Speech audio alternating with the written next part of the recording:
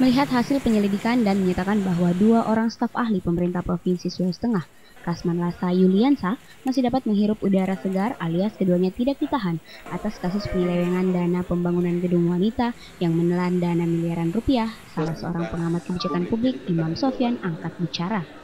Ditemui di salah satu ruangan gedung Pasca Sarjana Universitas Tadulako tadi siang, mantan aktivis yang juga salah seorang dosen Pasca Sarjana Unpad ini mengatakan bahwa hal ini menyangkut akuntabilitas publik, di mana pertanggungjawaban terhadap publik sangat dibutuhkan.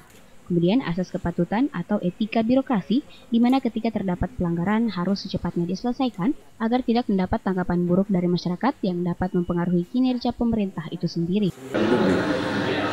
Menyangkut pertanggungjawaban publik, sebenarnya hal yang paling konkret ini adalah asas transparansi informasi ke publik, itu satu.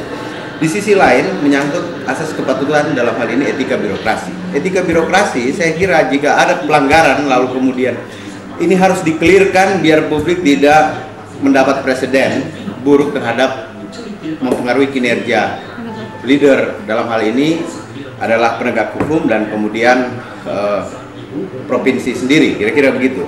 Di sisi lain soal komunikasi yang harus dibangun antara level top down dengan bottom up sehingga menjadi connect. Hal yang lain adalah soal struktur birokrasi. Ini menyangkut struktur birokrasi. Struktur birokrasi akan mempengaruhi akuntabilitas sekali lagi karena pertanggungjawaban ini harus dikelola secara transparan untuk kemudian mendapat legitimasi dari publik. Karena ini zonanya ada dua. Pertama menyangkut persoalan content of policy atau konten kebijakan, yang kedua ada content of implementation. Berbicara kebijakan, saya kira tidak ada di hadapan Tuhan, kita sama logikanya. Yang kedua adalah proses kepatutan di dalam birokrasi. Kalau orang sudah kena tersangka, lalu kemudian ada kesan yang kemudian diistimewakan, seharusnya ini juga diberikan informasi kepada publik. Melihat kasus-kasus lainnya yang mana ketika sudah ditetapkan sebagai tersangka, kemudian dilakukan penahanan, namun berbeda dengan 2 staf ahli pemerintah provinsi ini, yang statusnya tidak menjadi tahanan dan masih diberikan waktu untuk mengganti kerugian daerah tersebut sampai saat yang telah ditentukan. Hal ini kemudian banyak melahirkan tanggapan bahwa adanya perlakuan istimewa terhadap kedua tersangka.